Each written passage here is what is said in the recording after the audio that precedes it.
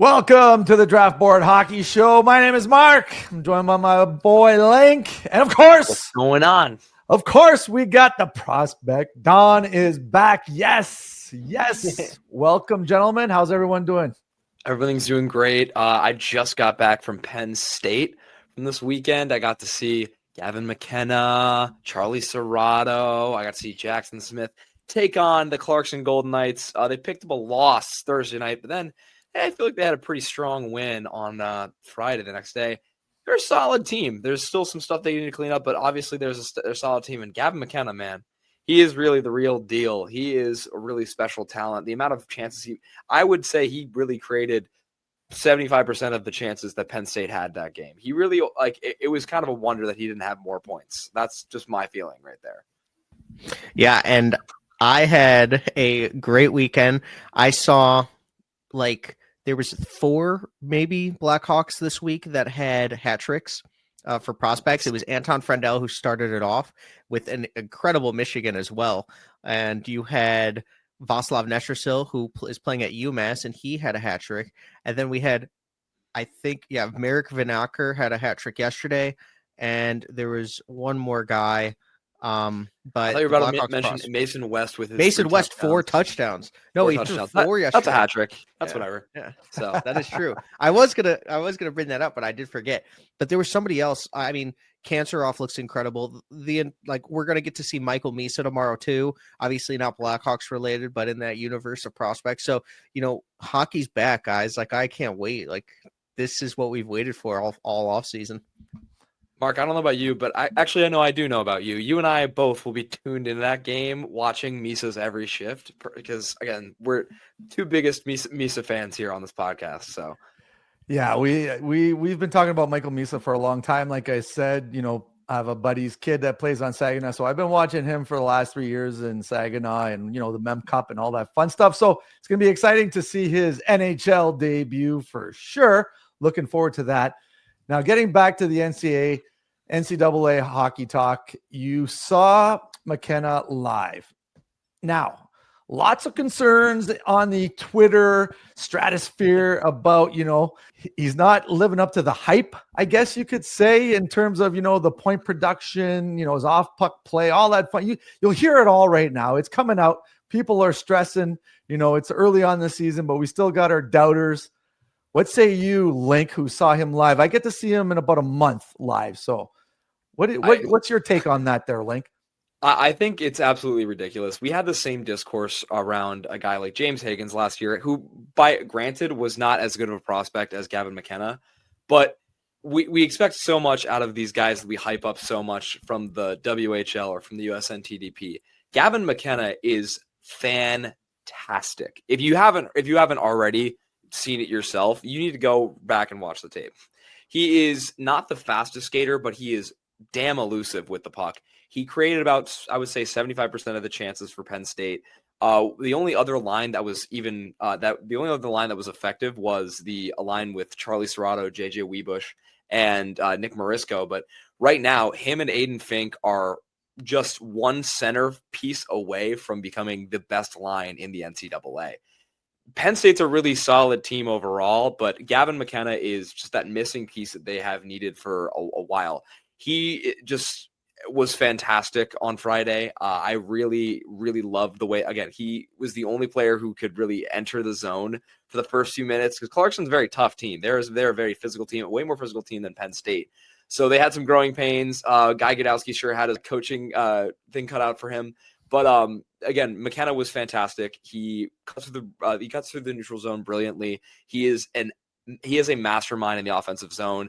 However, I will say, giving some people some credit, away from the puck, he is not that elite. He is really, honestly, he doesn't engage he doesn't engage. He kind of hangs back. He doesn't really back check as much, and those things are red flags as a prospect. However, again, I feel like that's not his game. He does need to focus on his two-way game a little bit more. But again, you're not going to draft him because this guy who is 6 foot, 6 foot even, and isn't really that much of a challenge physically. You're not drafting him for his physicality. You're drafting him for what he can do with the puck. So I don't really see any reason why anyone should be skeptical or afraid that Gavin McKenna is going to lose his first overall position. from everything that I saw this weekend, he is a brilliant player. Like, there's no two ways about it at all. Yeah, I think that you're right on a lot of things. I think Gavin McKenna is taking a little bit of heat because of his 5-on-5 play and his -4, which, I mean, his defense has not been the best at Penn State, and they were missing Jackson Smith for a couple games. I will say this. The defense at Penn State is not great. And we know this because Jackson Smith is not a defensive defenseman by any means. Mm-hmm. Matt Gadowski, as good as he was in Army, he's not a great defensive defenseman either, despite his size. One of their best defensemen was, I think it was Collins. It was a guy named Collins who played in the OHL last year with Flint. They were not as strong on the defensive side of the puck. So they're a pure, just like kind of rush team. So again, he's had to kind of face a brunt of some defensive play, even though he is not a very defensively sound player himself, Mr. McKenna. And he was spoiled last year. He had a very good defensive structure over there in Medicine Hat last year. Like, again, like we don't really talk enough about Bryce Pickford, Nilo Pekka-Muhinen. And I'm forgetting a bunch of names, which a lot of people are going to be like, it's like, why are you forgetting this guy? But I feel like there's definitely a reason why he's been minus. I don't think it's all on him. I don't think it's necessarily a bad thing for a generational talent to have a defense like that, because it's kind of like having a bad defense when you're a goalie. You want more shots so that you get that experience. I would say in terms of McKenna, like, he is going to be needed to produce more offensive output. So, well, for sure. But right now they're not putting him on the top line, which has been a little bit frustrating for me, because when I sat there hitting questions and I was like, it's like, why wouldn't you put this like guy on the top line? But I'm telling you, if you watch these games, again, they have a top line of Charlie Serrato, who was drafted in the second round last year to Carolina, who, first of all, is brilliant.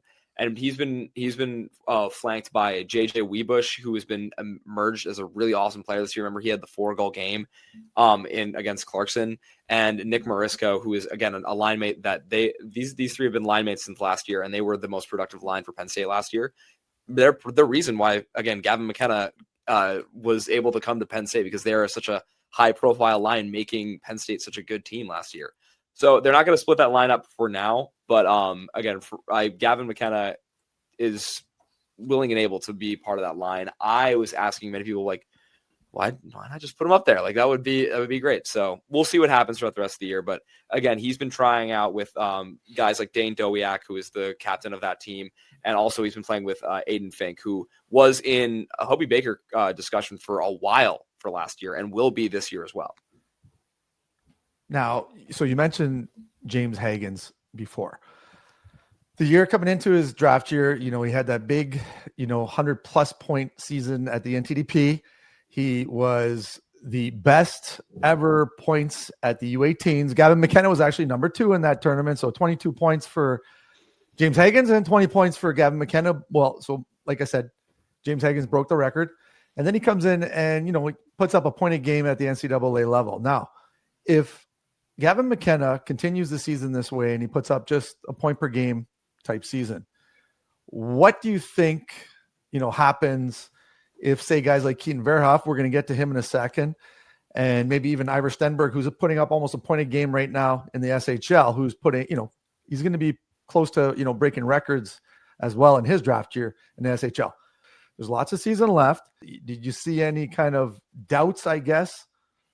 I mean, naturally, yeah, I had my own opinions where, again, to be fair, I'm comparing him, and unfairly, I would also say, I'm comparing him to, like, first overall giants of years past, like Connor Bedard and Macklin Celebrini. And of course, whenever there's a freshman playing in the NCAA, the comparison will naturally go to Macklin Celebrini, because he essentially set the standard for, again, how we're going to see this next generation of prospects come through the NCAA. He's not Celebrini, and he's also not Bedard. However, he is not going to be a James Hagens type as well. This is the best passing winger that the NCAA has seen as the best passing winger freshman we've seen coming from the NCAA, like, ever, in my opinion. He is so deceptive. He is so elusive that I don't really see how he won't go top, 2, if not top 1. I can obviously see the argument with a team, again, like this happened, with Matthew Beniers and then also Owen Power. Again, personally felt in that draft, like again, his draft year, Beniers might have been the better player, but Owen Power had a better season. He was obviously the bigger defenseman who put up the points and looked even better. That could happen in this draft, of course. I'm not saying it won't, but with the skill set that McKenna has, I don't really see it right now. Obviously, he's the best player in this draft. Is he better? Is he the best prospect to come out since blah, blah, blah, blah, blah? No, but he is still the best player in this draft. I still think he's above Ivor Stenberg. I don't think Ivor Stenberg has the skill set that Gavin McKenna has, and that's still going to hurt him in this draft year. Yeah, I mean, starting slow, it doesn't have a concern. Again, it was just a crazy series against Clarkson. They play Long Island University next week, so well, you're about to see some crazy numbers from Gavin McKenna. I can assure you that. But I don't think there's room to be concerned. I think we'll see what happens once he starts playing the Big Ten opponents, but right now, I'm not as concerned as some are. Let's say Verhoeff just produces more points this year than Gavin McKenna, and there's a team like the Blackhawks or like the Islanders, I think, or maybe even Buffalo. So Buffalo and Chicago, I think that there's going to be like a clear top five, that are going to show themselves in the NHL Takeathon stats or standings, and it's going to be like, who is going to need what position?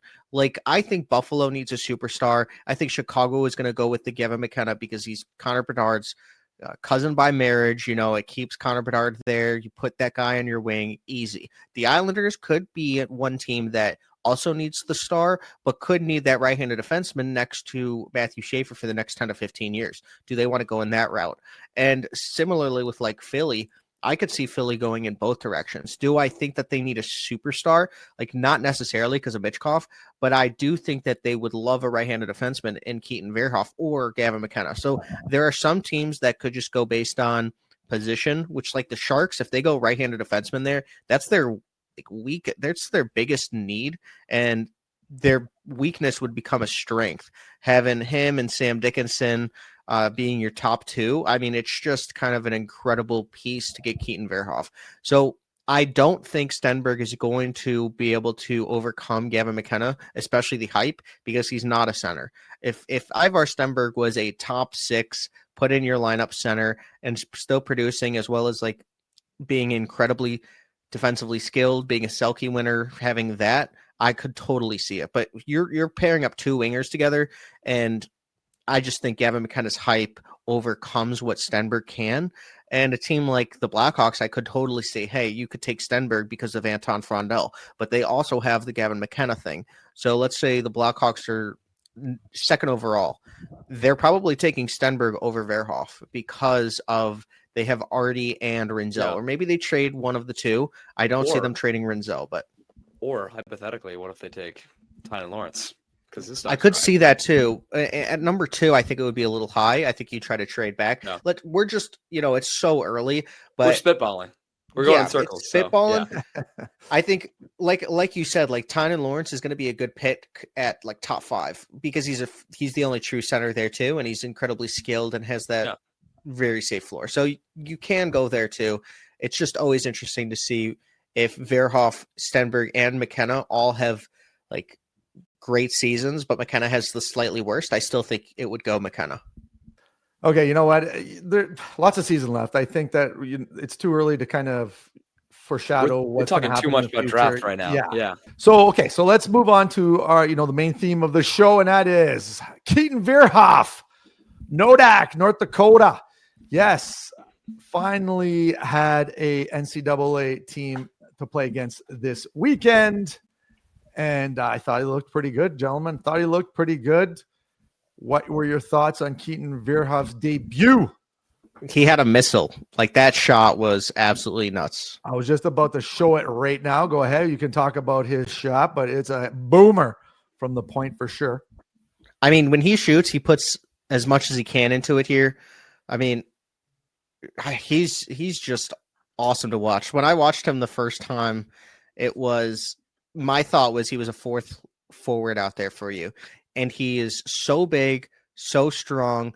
Like, he has a big frame, so I think that's why it was going to translate really well from the NCAA, because he is 6'4", and it's filled out a little bit. I see this guy as like potentially coming into the NHL as soon as next year and kind of standing on his own feet. Like, I was actually a little concerned when Matthew Schaefer debuted for the Islanders, because I was like, he only played 17 games. He's a lot younger than a lot of rookies that have come in the past. How is he going to perform? I actually am on the opposite side with Keaton Verhoeff, because it's like, this guy looks more NHL ready than some 17, 18-year-olds that are playing in the NCAA for the first time. So I was very surprised to see how good Matthew Schaefer was with his first 2 games with the Islanders, playing over 26 minutes a night last night. But Verhoeff is one guy that I think can translate to the NHL immediately. You could put him in your top 4. He is very, very talented, and I do see him as a top pair defenseman. I talked to Stephen Ellis this week, and he said he's a flat-out elite, top pairing defenseman if he hits, and he does believe he will be a top pairing defenseman. So, yeah, the train has left the station for the hype for Keaton Verhoeff. Absolutely. I mean, he had a great weekend, really. And again, this is a very fun team to watch. North Dakota is a very, very strong team. There are a couple things that, of course, still scare me about Keaton Verhoeff. I had an article at the beginning of this year with him not even playing a game yet about talking about his game in the WHL and also in the Linc Gretzky. And I'm not going to lie to you, I was more skeptical than most. There's a lot of things that I saw in his game, and I was like, I don't know about this. I was worried about him as a puck carrier. I was worried about him like in the defensive zone. But this weekend, against a very strong St. Thomas team, by the way, people need to pay attention more to the St. Thomas team. He really showed some confidence, and it was a strong play that he just kind of took the reins over there in North Dakota. I really think that he is their top defenseman, after thinking that they have a couple top defenseman guys that who could be like emergent in their roles. He really stole the show for me. No, but he's been the best defenseman for them in a while, and he's really bringing hope to a resurgent University of North Dakota team. That goal, honestly, I will say that may have been the best shot I have ever seen him take in the last 2 years. He really got some power behind that. But otherwise, he was really solid in the neutral zone. He was a great puck carrier this weekend. I'm so excited to see the rest of his season and how it unfolds, because he, again, the prospect of a 6'4", 220-pound skating defenseman who is that offensively talented is very juicy. It's very, very rich. I want to see this guy succeed and be completely dominant. And the best part, doesn't turn 18 till June. So yeah. He will be 18 for like 10 days when he's drafted. So that's great. That's what we really love to see. And again, this guy is fantastic. He had a fantastic opening weekend. Really led the charge for just, again, he's pushing for the first overall pick. He really is. I don't think he's going to get it, but he's pushing. He really is. Yeah, and you know what? Like you said, this draft is lacking center, elite centermen, I guess you could say. And so when you got a right shot, mobile D with a heavy shot from the point, and who actually, like you said, he was breaking out really nice. He saw the ice well. I thought his skating seemed to be a little bit on par. Actually, there was criticism about his skating in the past, and I don't see any, we'll say, hindrances in terms of keeping up with the play in the NCAA level. So, and he's got you get it again. You said that he's young. He's a June birth date, which makes him one of the youngest defensemen in this draft. And I think that, there's a lot of room to grow, a lot of room to improve upon, and just those fundamentals are there. And that's something nice that you want to see, especially like I said, right shot D are very sought after at NHL drafts. So of the freshmen, the draft eligible freshmen, there are 6. We really saw kind of them all emerge. Gavin McKenna obviously had his weekend. Verhoeff did as well, but Adam Valentini looked really solid in a Michigan team that is just wow. There's something special. I still am riding the fact that Dakota Rail Mullen was really solid. It was really solid last year, and it's going to be really, really good this year. But Valentini and him hooked up for a goal, and it was something special. But Ilya Morozov looks solid in University of Miami. Landon Neese looks solid in UMass as well. It's a very fun crop of prospects. Lincoln Keene had a solid weekend for Arizona State. Again, this is a very solid group of prospects, and this is kind of building the way. We're going to see even more prospects in the NCAA next year in their 18-year-old season. So it's very tough to play Obviously, not everyone gets drafted. Like if you make that step too early, as we saw with last year with Dakota Rail Mullen, but again, everyone's really stepping up this year. I'm excited. I think maybe all 6 will be drafted in the first round. Who knows? Yeah, it was a good weekend or week for just young players in general. If that was in the NHL or if that was in the NCAA or CHL or USHL, like young players had a really good opening week in some leagues. I mean, it was just actually incredible. Even the Boy got his SHL. first goal. So Zeev Boyum got his first goal. Yeah, your boy Zeev. I was Linc. pumped. I was Linc pumped. loves Zeev. Oh my Yeah, gosh. I was seeing the defense that the Flyers have right now. I'm just like, oh my gosh, there he is. That's our boy. That's our boy right there. Jet Luchenko is going to get his first soon. Don't worry. He's going to have like a billion-point season. So don't you worry, guys. Keep sleeping on Jet. No, but Zeev Boyum, man, I'm telling you, he's great. Schaefer too had maybe one of the greasiest first overall pick first goals I've ever seen, and that was awesome. They still lost, so like there's still something. But it was really solid. I'm excited to see Michael Misa though, as we've all been just been held back. I need to see Misa. They've played 2 games where they've scored all these goals, and Michael Misa hasn't been in any of them. Doesn't make sense. Whatever.